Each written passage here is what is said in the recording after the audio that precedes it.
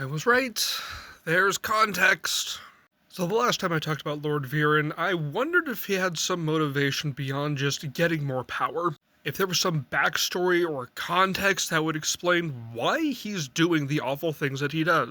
And sure enough, Volume 2 gives us the backstory. Or at least part of the backstory. Now, I do have to take this with a grain of salt as big as the Titan Heart here, because everything we know about this comes from Lord Viren himself, and as I noted last time, he's a very good liar.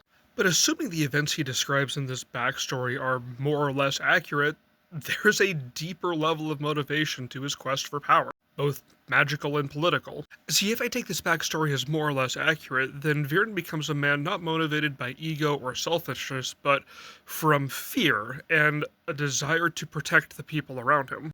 Yes, he was behind killing an innocent monster, but it was for the end of saving thousands of innocent human lives. And he not only saw firsthand the power Zadians can wield, he was very nearly a casualty of it himself. He rightfully fears what would happen if Zadia decided to truly declare war on the human kingdoms.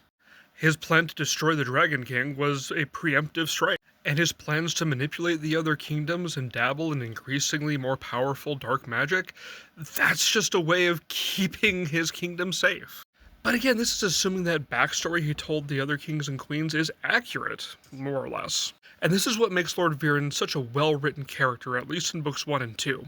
Because whether you think he's a villainous monster or a tragic hero really comes down to how much of his own story can I believe? How much of his own story does he believe?